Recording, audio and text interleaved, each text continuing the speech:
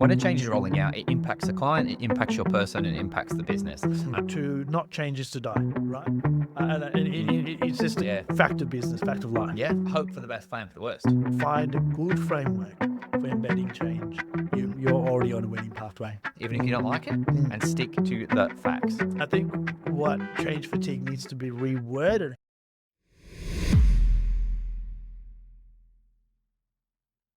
Here we are, Disrupt Leaders, and we're going into change delivery. Now, we've got some shiny cups as well. We got to mention last time, new t-shirts as well, Bill and I together. So we're pumping out some great episodes for you guys to have a listen to. And change delivery is next on the table. Now, Bill, before I throw to you, we are going through our agenda for today's session, right? So we're going to go through change delivery. We've got some tenets that really make those change deliveries in your business stick with your people and are sustainable over long term. So we'll run through those at the start of our session.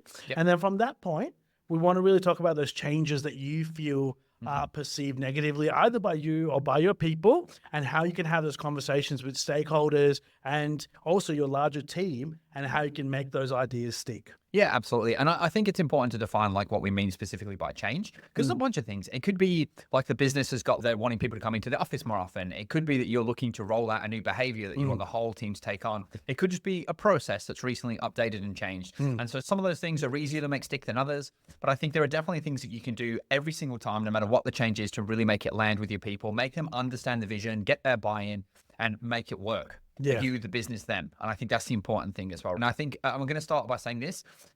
Whenever you start to prepare to deliver change, your people should be the main thing you think about.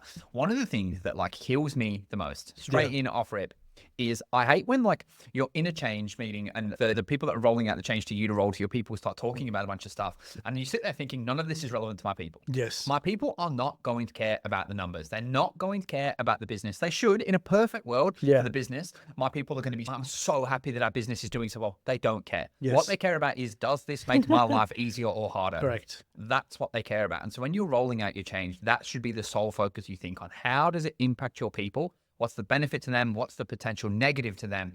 And then reverse engineer from there, I think. Yes, 100%. Disrupt Leaders, we love a bit of reverse engineering. It's what we definitely live behind. Now, when you're talking about that, it's funny because I used to have a leader when I first started at a previous business. He used to always tell me whatever I talk about, when I talk about larger projects and stuff, he'll be like, with him? And I'll be like, after about 2 days, I was like, what the hell's with him, dude? And he'll be like, what's in it for me? And it's exactly what people are thinking, right? Like, there's no quicker way to just engage your team and rather than give them some news that's so general and so out there that they don't really understand where they play, what role they play in that particular change. And I think that's where we want to really start off first by how can we make change sustainable? It's by communicating the why, the benefits around the change and what it means for your people. I think we're very much starting with Simon Sinek here. So the other day I was in the Apple store. Geez. He loves Apple in that playground. Mate, he loves it. No, anyway, just a little Simon Sinek joke for the Disrupt Leaders fans. He talks about Apple so much in all of his books. No, but he's nailed on, bang on, like starting with why. And I think when you're communicating the change, why means a lot of things. Why is the business doing this? Why should your person do this? And I think we'll start with, I think if you're talking about a change to procedures policy, I think that's where that's more important. If it's a behavior, that's one thing. You probably only really focus on the why for the people. Yeah. When it is a change that's going to impact the business, you need to talk about that business. Correct. I think. Yeah, 100%. Yeah, it's not all change will have a why for every stakeholder involved. Correct. So there might not be a why for sometimes your employees or even you as a leader, or for the client if you're a client related role. There will be a why somewhere along the way. Yeah, for sure. But I think a really good example of a change like this to drop home to the viewers. Recently, the organization we went for has gone a lot more digital in the way that they handle things. And so we're transitioning from just purely doing phone calls to also doing live chat. But as a part of that, there's been a whole bunch of other changes as well. And communicating the change that people's role was going to change and that we were moving towards a more digital platform. That's one of the things we had to talk about. Like what was in it for them? Is, hey, you complain about being on the phones all the time. Good news, you're not going to be on the phones all the time anymore. But then the other thing is, why are we doing that? Why have we made this decision? Why are we disrupting the way that our customers currently contact us, and what the benefits behind that change is? And so when you're approaching a change like that, you really need to focus like, they don't care. Like your people, as I mentioned before, don't care about average speed of answer. No, They don't correct. care about the deals that your business has got with other companies around that sort of stuff, or what like the average handle time for the business. They don't care about any of that sort of stuff. But what they do care about is how it's going to impact the client, how it's going to impact them and their roles. And I think they're the things you have to focus on in those meetings. Yeah, 100%. And I think we've talked about preparation before, and planning is key. I think if you're a leader and you're sitting in a leadership meeting or a senior leadership meeting, and they're giving you this change to roll out to your people, sometimes they give you kind of packs and stuff, right? Like in a lot of businesses, they give you a pack or some talking points, stuff like that. Yes. Vet those talking points for your particular group of people. I think when you're talking about why as well, it can be quite generic. But also, like, you want to bring in examples for your people. Like, you can say, "Hey, John, the other day you were talking about one of your clients was saying, oh, it's a bit of a pain to talk over the phone, like while I'm at work and stuff like that. Yeah. How might going digital and chat help you with that particular client?" And getting someone to talk about a real life example within a meeting that you're embedding change, brings it down to reality. Makes it real, I think. I think one of the things that I try to do on this why, because again, just to wrap this point up, I think it's really good to focus on the 3 prongs, right? Like when a change is rolling out, it impacts the client, it impacts your person, and it impacts the business. And I think when you're rolling the change out, it's always good to start with those 3 things as a heading. But much like we've been saying, when you are focused on the business, make sure that it's still related to the person as well. Yeah. But you don't need to give them all of the things that are about the business, just like the oversight, just like the key touch points. The business are looking to do this to smooth things out. What that means for you and your clients is this.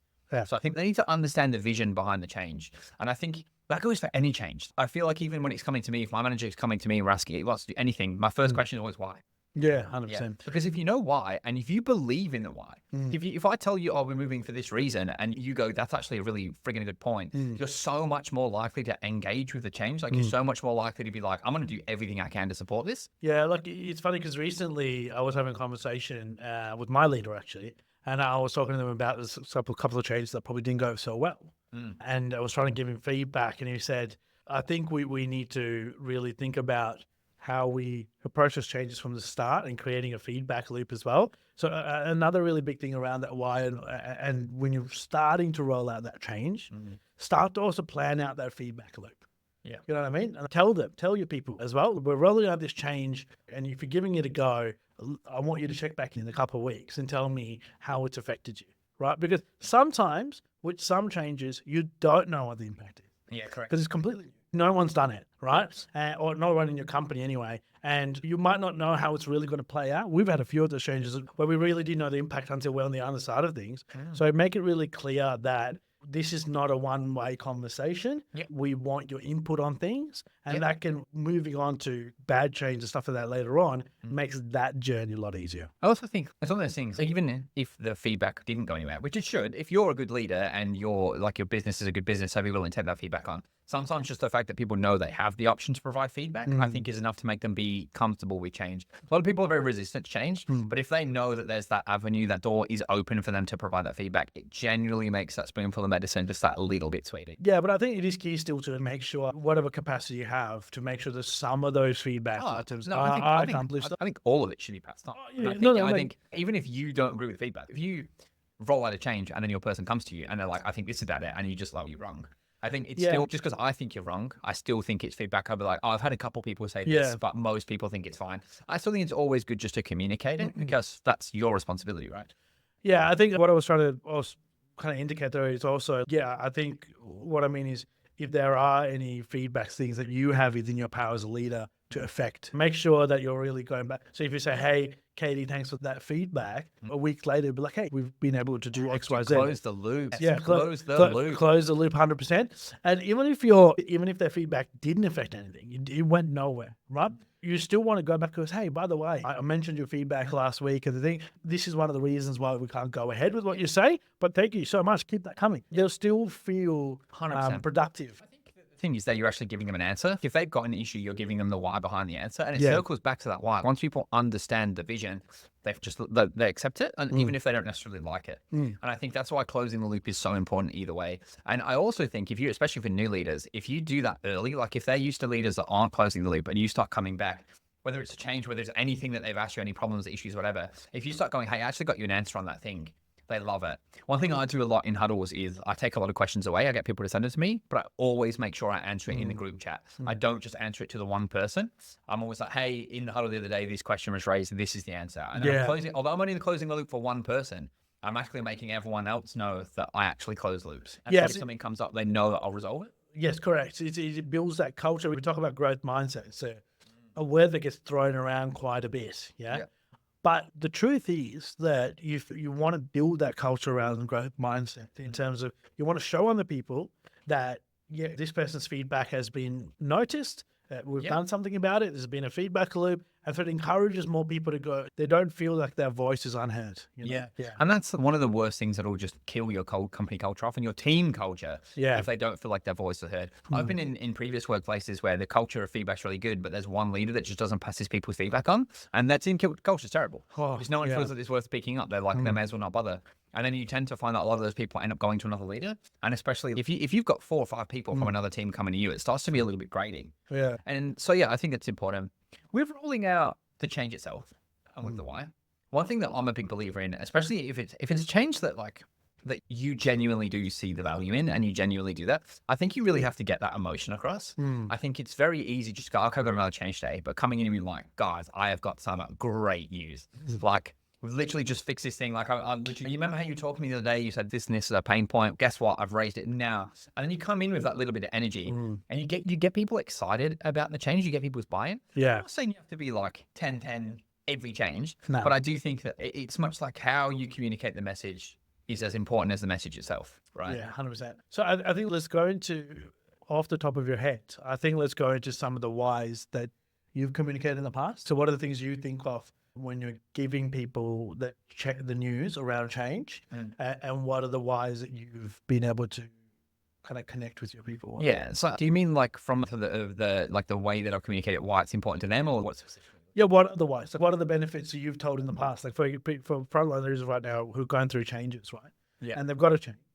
What are the whys you can think of? I mean, literally the first one that comes to mind, there was a little while ago, I got a consultant who was just like not performing their role. They were really starting to struggle. And this was a different organization. And it was like around COVID times. So like we did have an office and people could come into office, but most people were work from home. And I remember having to tell this person they had to come into the office because my boss was like, performance not good, they have to come in. And I think that the why, it was very easy to sell the why around that. As much as the person doesn't want to have to come in, they're going to have to start getting the bus and they're in the office 4 or 5 times a week now. Really being able to sell the why as, I've got this is what's going to happen. This is why it's happening. You're coming in. We're actually going to give you so much support. You're literally going to sit right next to me. I'm here to help you out as much as I can. The last time that you and I caught up, you really mentioned to me that you were looking to move to the quality management team. And I think at the moment, obviously, performance isn't where it needs to be. But if you come in, you sit around a few of the other people that are really good, I really think this is going to be a good opportunity if you get your name out there, get your face out there, and then we can really make this a success story. And selling that why of if you come in, this is going to boost your results, boost your performance, and it's going to work towards your career. Makes it's still a bitter pill to swallow, but it's definitely less bitter. Yeah, 100%. Visibility is key, right? I think that's a major one for sure that I press on quite a bit as well, especially when it comes to those changes that aren't like perceived well, because sometimes we've all been here. You got to do it because the boss has told you. And so as much as you might try to find an angle somewhere, if you don't have one, that has to be an angle that you have to follow through with, because especially for someone who's career orientated, you want your brand to be quite intact at all levels of leadership. So if you're pressing on what Bill just said right now, it's a really good one to press on. The other one is, you mentioned a couple of times, is around the impact to customers. But with the impact to customers or the people you're dealing with, I'd still like to dotted line link that back to themselves. So I also go, okay, this is going to impact the customers this way. The customers are going to be extra happy because of X. What does that mean for you? Less complaints, less grumpy people. Correct. Just easier conversations, right? If you give anyone the choice of talking to an upset person or a happy person, you choose a happy person unless you're some kind of sadist. You know what I mean? So you're definitely, there's a benefit for customers happy. There's going to be a benefit for you as well. Now, in the same way as well, it's the benefit if a leadership is happy. There's a benefit for you as well, right? So the same as I said before. Cool. I think unless there's anything else, let's move on to negative change the pursuit. The last one that I press on a little bit is that last point you just made there before we do move on, is around that leadership will be happy. I think sometimes just telling the team, look, if we can, I know this change with what we're doing, this is why we're rolling it out. if we can really stick the landing on this, it's going to look really good. Performance reviews are coming up we're not that far away. And I think if we can make sure we're getting a few pats on the head now, like now is the most important time. It really shows through. And it is one of those things, and I say this a lot to my employees, you'd be surprised how much senior management does notice about who's not on naughty lists. Yes. Like they notice who is on the naughty list a lot, but they definitely also notice who is not on the naughty list a lot. Yeah. And so if we can make sure as a team that we're not on the naughty list, make sure we're not showing up as overdue for any of these things, that sort of stuff does feedback through. And I think that's something that's quite powerful. It works very well with my team. The next thing for me actually is in terms of delivering the change, and this is a key one, make it interactive as possible. I would say this, as much as we're talking about the benefits, I would say, I actually often don't give the benefits myself. If it's a behavioral related change, if I'm looking to get a new behavior embedded, or it's like an operational change, like we're changing a new process, we're doing a new procedure, we're not going to do the old form, we're going to do this new shiny thing. When I'm doing that, I typically will be like, okay, so this is what we're doing. I'll get into how it works in a moment. This is what we're doing. Why do you guys think we're doing it? And get them to say it. And then usually they'll come up with business reasons. I think it'll be streamlined, let me quick, blah, blah, blah. And I'm like, yeah, no, you're exactly right. Why do you think that it's good for you? Why do you think that you should be happy that we're doing this thing? Why do you think our clients should be happy that we're doing this thing? And I get them to give me the benefits. And as you'd all probably know, and especially you, Jules, like that makes it more real for them. It's not my benefits. It's not me spoon feeding them, telling them why it's good. They're telling me why it's good. And that makes it sink in their brain a little bit more. Yeah, 100%. Yeah. This is like coaching, coaching episode, we talk about this as well. Yeah. It's inception. People, the terminology is planting a seed, right? Because once it's grown firmly in their mind, that becomes a part of their why as well. Correct. I think getting people, making it interactive, I think taking the time, as I said before, if they give you talking points, really try to make sure those talking points to do with your people, and asking questions is definitely a better way to go than telling them things. It's like, interesting, right? I don't want to sit there and listen to someone waffling about change for 15 minutes. Even if it's the same conversation, but I'm just doing a bit of the talking, it stops me from, I don't know, drifting. Yeah, like how many times have your mum and dad said to finish your food or eat healthy, eat your veggies, unless it's an idea that's come from you, you're not going to do it. So don't worry about it. Cool. So moving on to, we've broached that topic already, but talking about changes that are going to be perceived negatively, where there might not be any inherent benefit to your people, or you might have a group of employees that are, what we call the change resistant types. Maybe they've been around in the business for a long time and this is how we've always done it kind of people. I want to through that and figure out how we can talk to those people and again, sustain that change over a long term. So the first thing I want to go into is that with the change resistant people is again, going to that questioning part. You know what I mean? I think it's talking about, what do you value in the work you do right now? How do you think that this change is going to affect those things that you value? All those kinds of questions, I think is the best thing to start off with. We were in a session, was it yesterday or whatever? And they were talking about the story, people's story.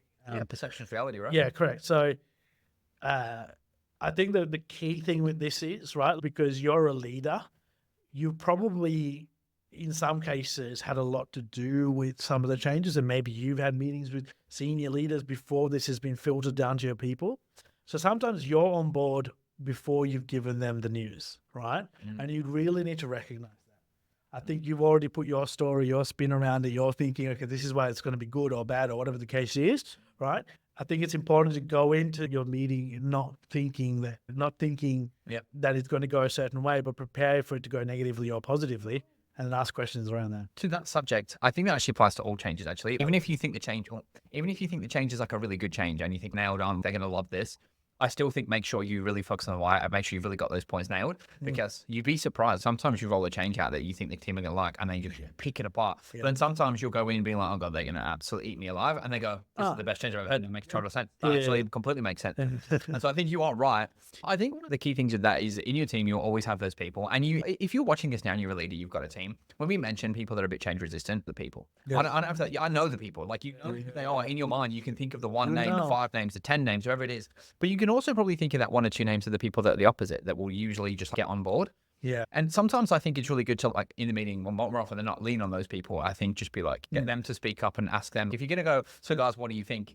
Instead of opening it broad, because if you open it broad, you might get the negative person. Go straight in. Oh, Phil, what do you reckon? Phil's a believer, right? You know what I mean? And just get the people that are engaged. Because I find with a lot of these things, it's like getting the stones turned. Once it starts moving, it goes a bit. Yeah, It's those first couple pushes, and what you don't want is those first couple pushes to have someone pushing in the opposite direction. I think like the dynamic, you need to know the dynamic of your team really well around this kind of stuff. It's funny that when you were mentioning about don't go to Phil because Phil's already a proponent of you, or maybe a generally positive person. Yeah. Now, put yourself in the shoes. Almost anyone has been in this situation, right? Where you don't really believe in something, or you're quite annoyed by something, but there's somebody else who's like really behind it. When they're chirping away, you're probably going to get more distanced by that positivity than get closer to it. And it's the case all the time. I think one thing you said, I think it was 3-4 episodes ago now, but like you said something about you take the person that's going to be the most negative and maybe you give them the news first. Yeah, I actually think that's a really good idea. And actually, it was me at one point. I was that person. I think there was a time when this was years ago, going back a long time. Before I was a team leader, I was kind of like a grumpy person. And like at work, I was just not very happy, not very fulfilled. And I think I spoke about this in our previous episode. I ended up like taking some time off and coming back and getting more focused. But even after I took the time off, I come back and I got more focused. And I was starting to do a lot of like really good work. I started to get someone that was like being a mentor to me as a team leader. And it was fortunate, but they were actually leaving the business and they were like a team leader at the time. But I had a one-on-one with them as a mentor and they told me. And when they told me, I was like absolutely crushed. I was fuming. I had all these emotions, whatever. And I didn't really vent them out at the time because it was in one-on-one. I didn't want them to think less of me. So like my mentor or whatever. Yeah. But then they told the whole team, and then the whole team took it quite hard because they really liked that person as well. And I sat there thinking to myself, I was so lucky I wasn't blindsided by this in front of everyone. Because if they told me, this was the first time I was finding out about this, I'd have absolutely lost it in public. Yeah. And so I think I was that person, and this is maybe 10 plus years ago now, but I think it's important. I think if you know that one person in particular is really going to hate the change, let's say at the moment, a big topic in a lot of offices is returning to work a little bit more, extra couple of days in office. I think it's a big topic. If one person lives a bit further out and they're really going to take that down like a lead balloon, have that conversation separately, I think. Yeah, and I think sometimes there might be a litmus test, right? In terms of if that person reacts to a certain way, you might start to get a sense of what the rest of the people might react. You might not get the same variation of reaction from everyone else, but if this person is the person you think will react the most, you can go, okay, if they're thinking it, there's quite a big possibility that everyone else is thinking it, and you can adjust some of that messaging in time for your main presentation around that change. This is really random. What time did you pay the parking up until? 4. Okay, cool. I was just panicking, and I was like, it was on my mind, and I was like, I'm not. Oh, good. I'm not going to focus and lock in if I'm going to be stressing the whole time. Okay. I apologize, but yeah. Go back. So you want to, it can definitely be a litmus test.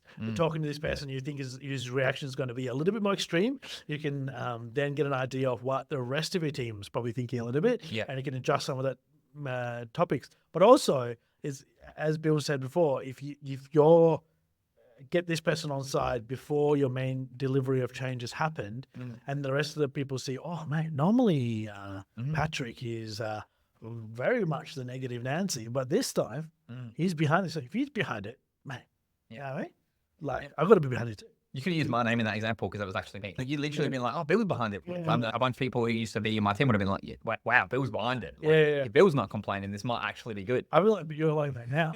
I feel like nowadays, even in our team leader meetings, I think if Bill's not arcing up about it, that means it must be an okay change. He's kind of at least okay to go with it. And so the litmus test happens. Everyone else, doesn't complain. I think this is all right. Yeah, I don't know. Yeah. I think the other one as well is separating opinions from fact. Oh, dude, 100%. I say this a lot of the time, facts, not feelings. Yes. And especially when it comes to rolling out changes, especially a change that maybe you don't agree with. We've talked about change that you think people won't agree with. There are definitely be times where you're going to have to communicate a change that you straight up don't like. And you think it's a bad change. You think it's bad for your people. You may think it's bad for the customers, whatever, but the business are going in that direction. And so you've got to communicate that change. And it is so vital to stick to the why, the perceived why for the business, even if you don't like it, and stick to the facts. Yeah, 100%. I think also the person that's behind the change, depending on how they are being thought of in the business, can affect how a change is perceived by people. So if there's a boss or a big boss that like no one likes, for example, and they're coming with a change, even if it's a good change, some people will be like, nah, I hate it because it's the person behind it. So it's important to just really boil it down to this is what the change is going to affect. Here's how it's going to affect you. But also, when you're in that meeting with your people and they start to bring out stuff, right? Really making it a point to separate personal feelings, emotional feelings away from the fact. Yeah. So if someone says, I hate this because, I just I don't want to go over that. I don't like the person that's doing it, or I hate this because it's going to affect me personally, or whatever the case is. Really start to dissect with what they're saying. You can start to reiterate some of the things they're saying, but in that reiteration, dissect what's fact and what's opinion. I mean, you can be like, okay, Bill, I definitely understand that it's frustrating for you that we've had a ton of changes already, and this is another change on the table. There's a bit of fact to that, but it's also your opinion that this might not be a great fact. But what do you think is actually going to happen to your clients? What do you think is going to actually happen to the rest of your colleagues? And try to ground those conversations to as much fact as possible. I think the thing that I like to add on to that piece, right, and the piece to resistance that fills that in is, look, what's the impact going to be? What's going to happen to your clients? Blah, blah, blah. Okay, if they're saying it's not going to work, whatever, just be like, okay, what we'll do, we'll give it a go. We'll try the change for the next couple of weeks. And if it doesn't work, we'll have actual evidence. It's going to be tough for me to go to my boss. If you're coming to me, I'm going to go to my boss and I'm going to tell him we don't like it. They're going to say tough. But if I go to them and I'm like, hey, we've tried it and it's not working, we might be able to undo it. So I'm just going to need you to really give this a go for me, like really get behind it so that we can say that 100% we've done it and we smashed it and it did not work. And again, if your business is good and it's not working, if it's not working, it's not working. That's actually what I was going to talk about before when you were talking about just give it a go and the feedback loop thing. One thing I've told people time and time again is the positive of having change happen within your business. It is no greater time to have your say. Correct. Yeah. Because everyone's already in the mindset of change. Yes. So what's one more change? Yeah. Right. And especially if you make a change, because if you're close to the project and you make a change that genuinely sounds like it's going to help me better, and then someone else goes, okay, and then the big dogs take it on board. Yeah. Man, that's when you get change effective. 100%. Yeah. And again, come year in review time, I made these suggestions. Correct. And I think also like especially true for changes that are a bit ambiguous in terms of how the outcome's going to be. Yeah. I think those changes, especially people are a little bit more wary of listening and making micro adjustments as you go, rather than just going full steam ahead.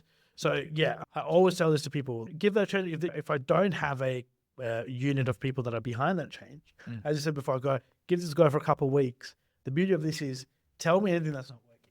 Tell me anything that's working. I will go straight to my leader and their leader and let them know what's not working, give them feedback. But this is your opportunity to create something that's going to be shaped by you guys. Yep.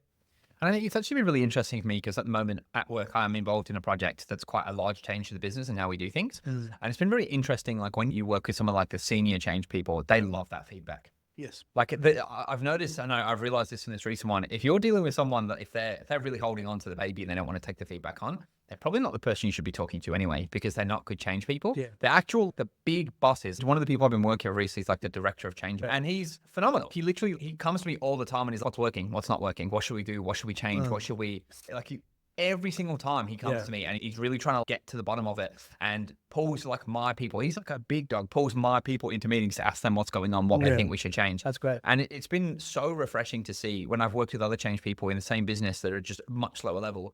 And they just like, because I feel it is. Yeah. I feel like the big dogs don't need to impress everyone with their change. No. They're already big dogs. Correct. Whereas the small people need to justify why their changes are good. And so they hold on to them a lot more. And it's funny because it's like, actually, if you're a bit more receptive, your change would probably be better. Yeah. And you'd probably actually get more of what you were after if you just, it's kind of like cutting your nose to spite your face a little bit. You know what I mean? Yeah, I think anyone that's organized anything in their life, whether it be a party or, let's say you go on a trip with your friends, you don't want to put all that effort and no one like it. Like that would be more devastating, everyone blocking the planning itself. Having planned it, gone through it, and then everyone at the end go, actually, that kind of sucked, dude. You know what I mean? That's worse for me than at the very start going, actually, I don't like your idea at all. So I'd rather them tell me at the start. So I'll probably save you money, time, effort. So I think, as Bill said, the people that are actually great at enabling change take feedback as they go, micro adjustments, all that kind of stuff. So I think really create the feedback look, and I think communicate that at the very start of your journey with that change, right? So as you receive that change news and they say, okay, can you roll this out with the rest of your team, etc. I think it's good if you don't already have a culture within your company, go out to them and go, hey, thank you so much for this. Who do I send feedback to? Yeah. Right? Yeah. Because some companies don't have that culture. Yeah. I've come from previous companies before where this change has happened to you. You know what I mean? Like they very rarely Yeah. get in touch with you and go, oh, by the way, this is coming 2 weeks from now, whatever. You just suddenly one day they just wake up and they'll send you an email and they go, can you send it to the rest of your people? And so it is really good in those instances if you don't already have a culture to go, okay, where do I send feedback to? Can we meet up in a couple of weeks once the train's been properly embedded or whatever, and have a chat on what went well, what didn't go well? And that kind of brings me to my next point around if it's a bad change or any change in general. Bad change. Yeah, correct. Perceived. Bad change. Yeah, perceived bad change or a change in general. I think any change, there's lessons to be taken out of it. Even changes that have been embedded really well, you want to talk about why was it embedded? Yeah. Why did this work really well? And then even within those, there's these little micro situations where it didn't probably work really well. We probably could have done this better. And it's going to literally help you going forwards as well. Yeah.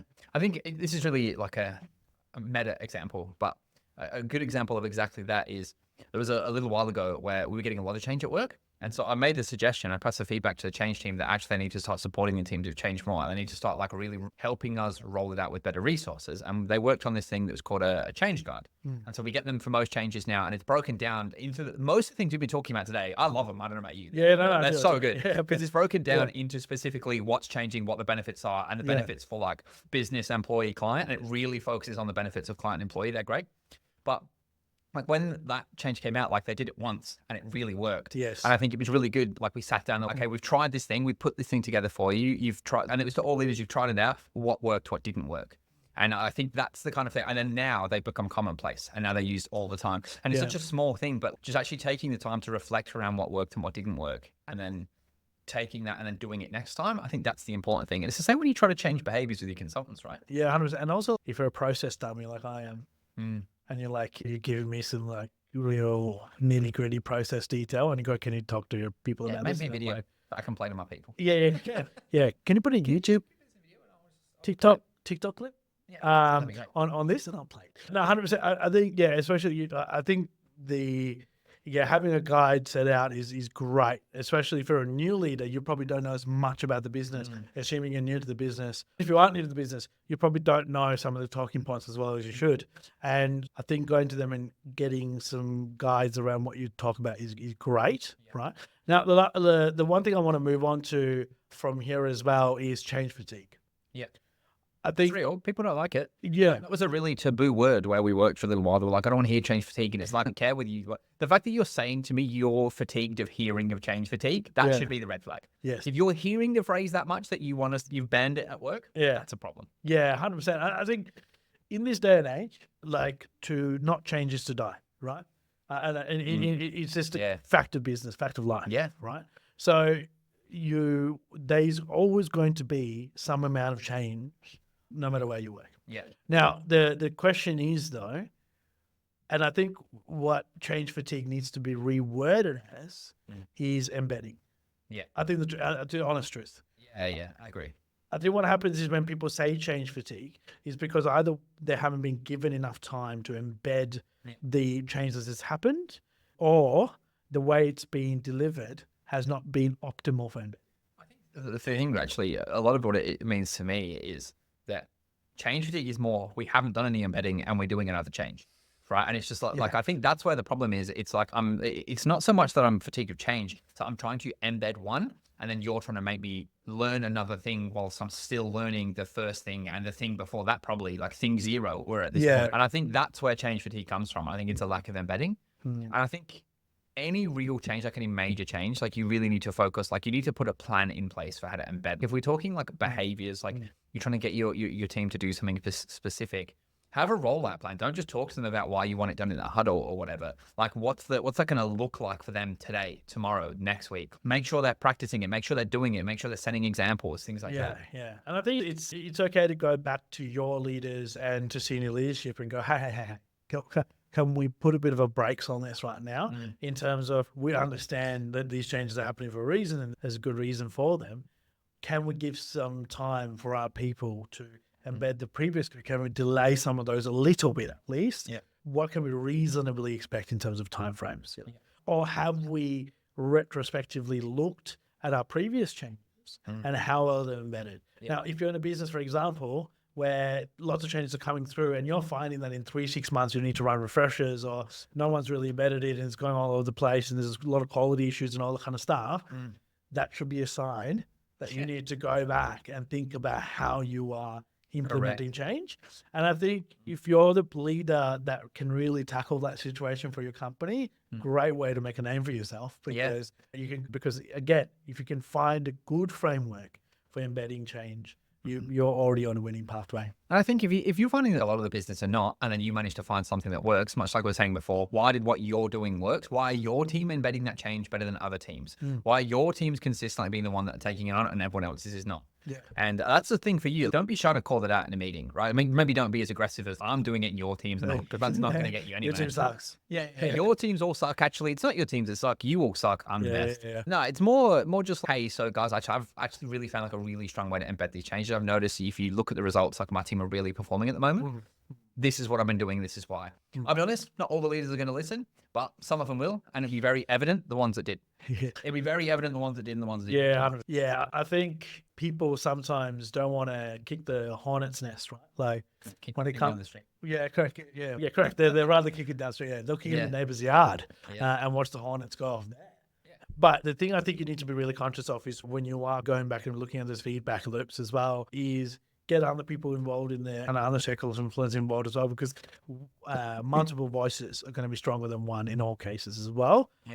But yeah, I think change fatigue is 100% a real thing. I think it's more to do with embedding than actual fatigue per se, because as human beings, we're constantly changing and that's just our lives. But yeah, think about ways you can provide feedback loops.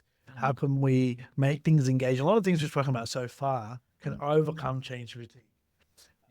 But most importantly, the most important thing to overcome change fatigue is embedding. If it's embedded, it's not really fatiguing. And I think sometimes that's feedback to pass on. If they're trying to roll out too many changes at once, you need to be very direct with the business and be like, look, if you want 3 things done this week and another 3 next week, that's fine, but you just need to accept that it's not going to be done well. And as much as, I was a quote I heard the other day, actually, and it was around like, if ever the plan is something to the effect of, as long as everybody just. No, it'll be fine as long as everyone just. If you're anything like that, people won't just, right? And it'll be fine as long as everyone just makes sure that they read through the knowledge articles. As long as everybody makes sure they uses their resources, it'll be fine.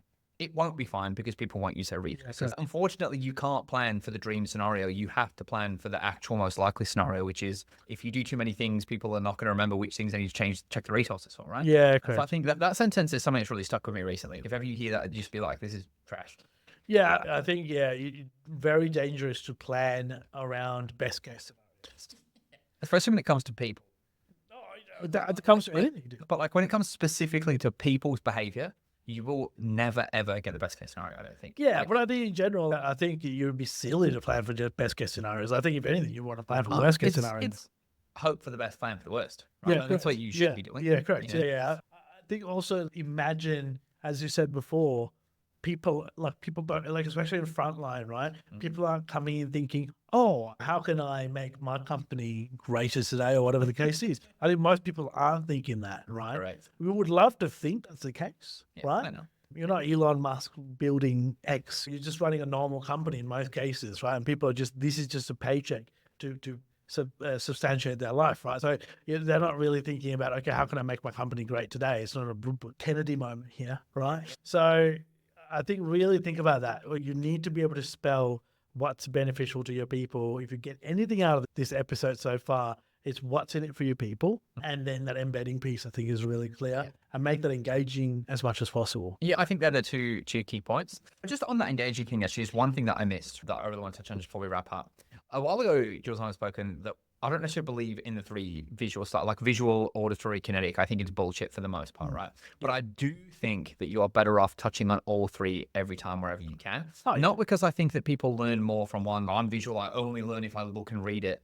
It's more that the more ways that you can get it into their brain, right? You know what I mean? Like the more ways that you can get them to like once. If you can hit someone with 3 things at once, it's going to be better than 2. So what I would say is when you're getting these resources, maybe just make sure you check it on like a PowerPoint or have something that's like a visual of just like the key points. Not the whole thing. We've spoken about how to do that in a previous episode, but just like 2 or 3 key points, 2 or 3 of the key benefits on a slide, just something that's there for them to look at whilst you're actually doing the presenting, while you're making it engaging with questions. It is a tip that was given to me a little while ago, and I find that it really helps me drive change home. Actually, on that point as well, get someone within your team to run it. I think that's always a good one. Yeah, because sometimes you change fatigue, you get fatigue from listening to your leader bang on about something, right? Yeah, it is. So maybe if you do the initial change delivery piece, right, and maybe your follow-up the next week or whatever, is you get someone to champion it. Yeah. And if you get someone to champion it, sometimes coming from a colleague, that voice is a lot clearer. Yeah, I think so. And also get people to share within your team and stuff like that. I'm big on getting people to share their ideas within the Slack channel or like mode of Teams or communication, whatever you have, Yeah. mode of communication, because I want it to be out there in the open around what everyone's thinking. And so I get them to kind of share. If, say, for example, the change that you're initiating is you need to do a certain process every time something happens, right? Then get people to share every time they've done that process. Yeah. And what happens is everyone's mindset changes around it because they go, oh, okay, I can see a lot of people doing it. So maybe I should start doing it. Yeah, correct. And then that kind of like creates momentum. So I think a really good one is to get a champion within your team. And sometimes maybe you choose that person who was the, I guess, person who's resistant to change. Talk to them before and go, hey, I'll make you the champion. They might feel really important about themselves and then go into the meeting and go, oh, by the way, guys, I'm going to like champion this as well. So you might you turn an opponent into a proponent pretty quickly. You can get that on a t-shirt. Yes. Opponent into proponent. We haven't had a t-shirt in a hot minute, so it's about time. I think. Well, this is a literal t-shirt, but we haven't had one of our future goal figurative t-shirts. Oh, So maybe yeah. That's one of those. Yeah. Jules, anything else before we wrap it up? Nah, I think that's it. Mate, I think that is absolutely everything. So hopefully you found something useful in today's episode. As always, if you did, anything you liked or anything you disagree with, drop a comment and let us know. And as always, subscribe, follow. It helps us out a ton. Have a great day.